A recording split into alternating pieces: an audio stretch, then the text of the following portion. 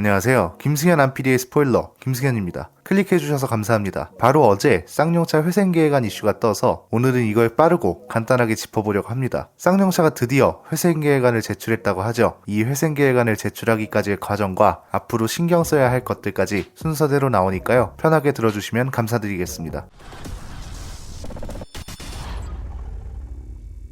안PD가 쌍용차 내용을 정리해드릴 때마다 언급한 내용이 있습니다. 본계약 체결 이후에 진짜 중요한 건 회생계획안 제출 이후부터 있는 과정이라고요. 이 회생계획안이 제출돼야 인수를 위한 본격적인 검증과 평가 절차가 시작되죠. 이번 회생계획안에는 회생채권 변제 계획과 쌍용차의 경영 정상화 방안 같은 내용이 담겼습니다. 그런데 좀 뭐랄까요? 자신이 없다고 해야 할까요? 뭔가 좀 시원한 맛이 없어서 많이 아쉽습니다. 이게 보도자료에서도 드러납니다. 정용원 관리인이 뭐라고 했냐면 회생계획안이 채권자 및 주주 등 이해관계인들의 기대에 크게 못 미치는 점에 대하여 매우 송구하게 생각한다. 이렇게 말했습니다. 아니, 이렇게 말을 해도 되나 해서 봤더니 이번 회생계획안이 또 최종적인 건 아니라고 합니다. 그러니까 이런 거죠. 지금 제출한 회생계획안을 보고 채권단이 불만을 품거나 무언가 수정을 요청하면 이걸 반영하기 위해 열린 결말을 내놓은 거나 다름없다는 겁니다. 왜냐면 회생계획안이 제출됐다고 해도 채권단이 동의하지 않으면 인수를 할 수 없거든요. 그리고 변제율이 낮으면 관계인 집회에서 채권단의 동의를 얻기 힘들다는 조건도 있고요. 전체적으로 그렇게 순탄하지만은 않은 것 같은데 어쨌든 이걸 성공적으로 끝내려면 약점이나 부족한 점을 잘 채우면서 가야 하잖아요. 그래서 지금부터 문제점에 대한 이야기를 해드리겠습니다. 저는 이번 회생계획안에 크게 세 가지 문제가 있다고 봅니다. 첫 번째는 제출이 너무 늦었다는 겁니다. 원래 회생계획안 제출 기한이 작년 7월 1일까지였습니다. 그런데 올해 2월 25일이나 돼서야 제출을 했습니다. 무려 10개월이나 늦었다는 거죠. 두 번째는 회생계획안이 늦어짐에 따라 모든 절차가 늦어졌다는 겁니다. 그 중에서도 제일 중요한 게 뭔가요? 신차 출시죠. 지금 쌍용차가 살아남기 위해서 필요한 건 혁신에 가까운 신차입니다. 그런데 이렇다 할 신차가 아직 없고 앞으로도 없을 예정이라는 게 문제입니다.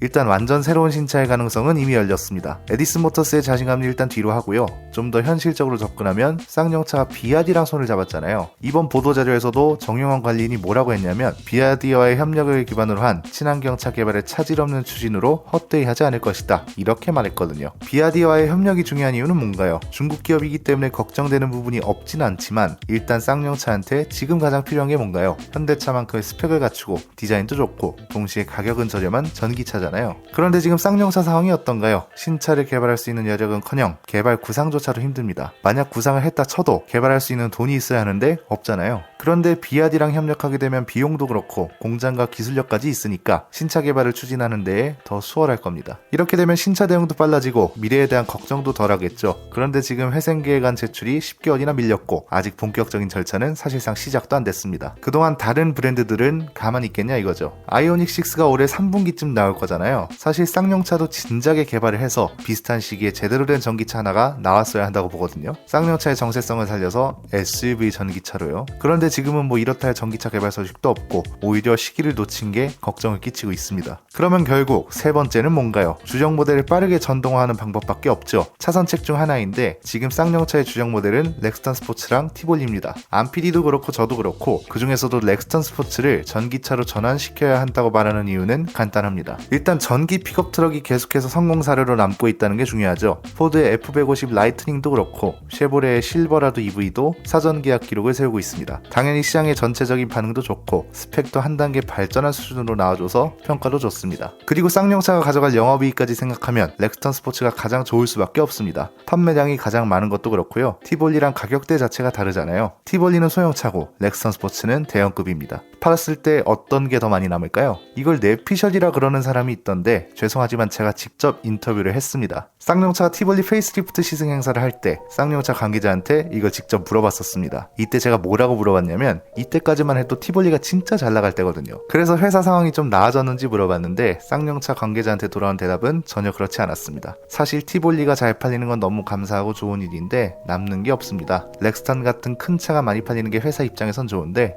그래서 많이 힘듭니다. 이런 식으로 대답을 해주셨습니다. 쌍용차가 배가 불러서 이런 소리를 한 걸까요? 아니죠. 실제로 쌍용차가 몇 년 동안 적자에 허덕이고 있는 게 숫자로 드러나잖아요. 큰 차가 많이 팔려야 많이 남는 건 너무 당연한 거고 쌍용차도 위해서도 지금 이게 필요하다는 겁니다. 아무리 내연기관 모델을 전기차로 전환한다 해도 개발 비용이 들어가는 건 사실이거든요. 티볼리보다 렉스턴 스포츠가 구조적으로도 훨씬 유리하고 차가 커서 배터리 용량을 늘리기도 좋습니다. 그리고 차가 크기 때문에 판매량 대비 마진이 더 많이 남는 것도 맞고요. 렉스턴 스포츠 정도면 보조금 기준에 맞추기도 좋잖아요. 저는 그래서 진짜 회생을 원한다면 이 둘 중 하나라도 무조건 해야 한다고 보는데 글쎄요. 쌍용차는 아직 그럴 생각이 없는 건지 제이백이 무조건 성공할 거라고 보는 건지 정작 이쪽으로는 전혀 움직임이 없습니다. 좋게 해석하면 제이백이 그만큼 잘 나온 차라서 기대해도 좋을 것 같다는 거고요. 나쁘게 해석하면 아직도 너무 느슨해져 있는 게 아닌가 싶습니다. 사실 소비자들이 체감할 수 있는 절실함과 변화가 그 어떤 브랜드보다도 필요하거든요. 쌍용차 지금 문 닫으라고 하는 사람이 얼마나 많나요? 지금까지 완전 새로운 엔진, 완전 새로운 변속기, 완전 새로운 변화, 혁신 이런 걸 제대로 보여준 적이 없잖아요. 이제는 보여줄 때라는 겁니다. 권장이 아닙니다. 의무입니다. 잘 나가던 브랜드가 아니고 살기 위해 노력해야 하는 상황입니다. 훨씬 많은 노력이 필요하고 훨씬 많은 어필이 필요합니다. 이미지까지 무너진 상황이라 이것까지 회복하려면 절실함이 보여야 한다고요.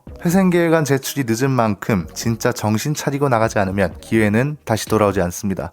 10년에 한 번씩 돌아오는 위기설이 다음 10년 뒤에는 불이 없길 바라겠습니다. 오늘 내용은 여기까지입니다.